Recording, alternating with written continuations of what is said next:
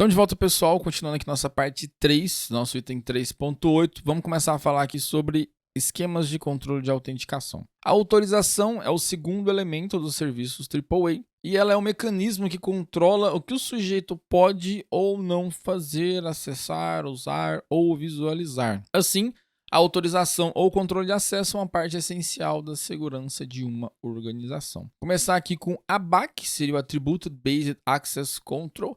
É um mecanismo para atribuir acesso e privilégios a recursos por meio de um esquema de atributos ou características. Os atributos podem estar relacionados ao usuário, ao objeto, ao sistema, ao aplicativo, à rede, ao serviço, à hora do dia ou mesmo a questões ambientais subjetivas. O acesso a BAC é determinado por um meio de conjunto de regras lógicas booleanas semelhantes a instruções de programação if-then, if-else, que relacionam quem está fazendo uma solicitação, qual é o objeto, que tipo de acesso está sendo procurado e os recursos que a ação causaria. É um esquema de autorização dinâmico e sensível ao contexto, que pode modificar o acesso com base em perfis de risco e mudanças nas condições ambientais, como carga de sistema, latência, se a criptografia está em uso e se o sistema solicitante possui patches de segurança mais recentes. Também é conhecido pelos controles de acesso baseado em política, PBAC, e controle de acesso baseado em declarações, CBAC. Role Based Access Control, eu acho que essa daqui é das mais utilizadas, né? De role e role. O controle de acesso baseado em função, que seria o RBAC, o rollback, o rollback, é baseado em descrições de trabalho, ou seja, papéis, funções. Os usuários recebem uma função específica em um ambiente e o acesso aos objetos é concedido com base nas tarefas de trabalho necessárias dessa função. Por exemplo, a função de operador de backup. Ela pode receber a capacidade de poder fazer backup de todos os arquivos de um sistema em unidade de fita. O usuário que recebeu a função de operador de backup pode executar essa função. É o que mais eu acho que eu já vi. Normalmente é esse role aí. Você cria os papéis lá, por exemplo, papel de, sei lá, usuário da contabilidade. E aí você coloca lá, atribui a ele a esse grupinho lá, né? Que tipo, se ele tiver vinculado àquilo ali, ele vai poder fazer acesso a tudo que tiver vinculado àquele grupo ali. É mais adequado para ambientes com alta taxa de rotatividade de funcionários, pois permite que uma descrição de trabalho ou função permaneça estática mesmo quando o usuário que executa essa função muda com frequência.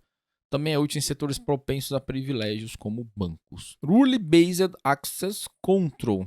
Esse aqui é controle de acesso baseado em regras. É normalmente usado em relação a dispositivos de rede que filtram o tráfego com base em regras de filtragem, conforme encontrado em firewalls e roteadores.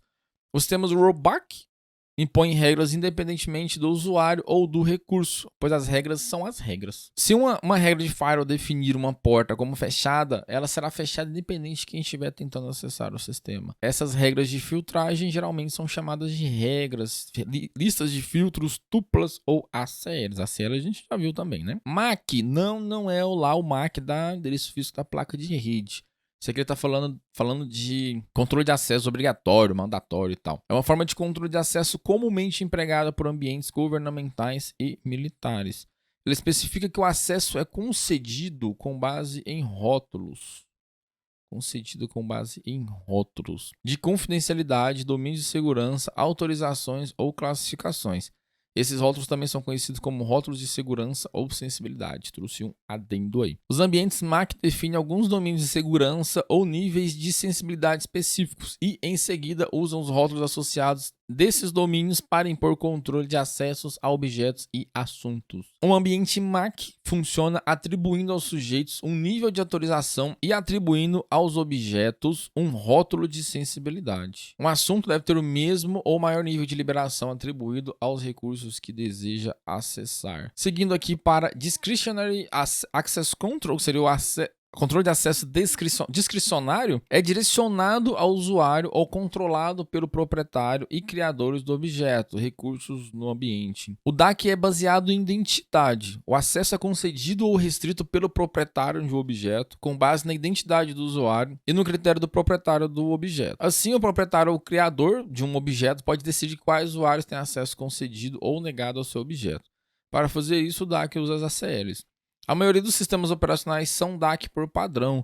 O DAC é considerado uma forma de autorização distribuída e descentralizada. Em um ambiente DAC, é comum usar grupos para atribuir acesso a recursos de forma agregada, em vez de apenas individualmente. Isso geralmente resulta em usuários sendo membros de vários grupos. É o que a gente vê nos AD da vida aí, né? Nessas situações, geralmente é importante determinar as permissões efetivas de um usuário. Isso é feito acumulando todas as permissões ou concessões de acesso a um recurso e, em seguida, subtraindo ou removendo qualquer negações desse recurso. Tipo a permissãozinha do pasta do Windows. É tipo isso aí, ó. É acesso discricionário.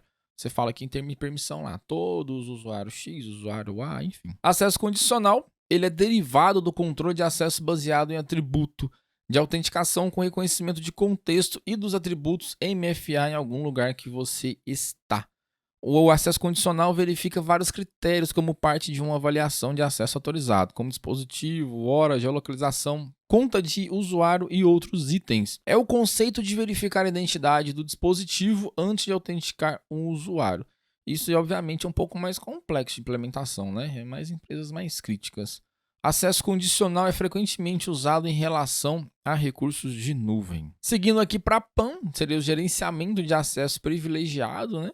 É o controle sobre a emissão de privilégios de usuário acima do normal para assuntos específicos, ou seja, os admin da vida lá. Isso se relaciona com o princípio de menor privilégio e separação de funções. O objetivo é garantir que nenhuma conta tenha capacidade de demais, o que pode resultar em violações de segurança acidentais ou intencionais. Quando a gente vê esse PAN a primeira vez, estava relacionado à permissão de admin, alguma coisa assim, que lá fala que... No caso do administrador, o ideal seria ter duas contas, né? Uma conta de usuário padrão e usuário de administrador. Permissões de file system.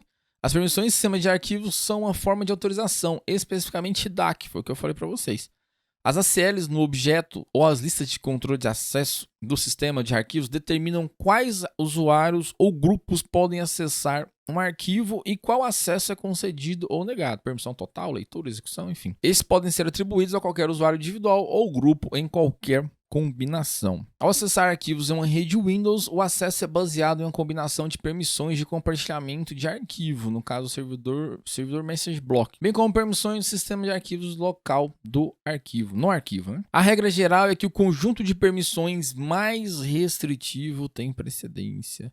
A gente fez uma questão, agora eu não sei se é nessa aqui, nessa aula que vai ser o quiz ou foi passada, que tinha alguma coisa de permissão assim. Eu acho que foi no item passado. Por exemplo, a permissão de leitura de um arquivo com a permissão de compartilhamento de controle total resulta em apenas leitura, ou seja, a leitura tem uma permissão assim mais abaixo de compartilhamento com controle total. Da mesma forma, uma permissão de arquivo de controle total e uma permissão de alteração de compartilhamento resulta em acesso de alteração. No Linux existem apenas 3 permissões, que é de leitura, gravação e execução. Elas podem ser atribuídas ao proprietário do objeto de arquivo, ao grupo associado, que está esse proprietário, né? Ou a todos, conhecidos como o mundo. Bem doido, hein? É importante poder consultar as permissões de um sistema Linux e interpretar as informações.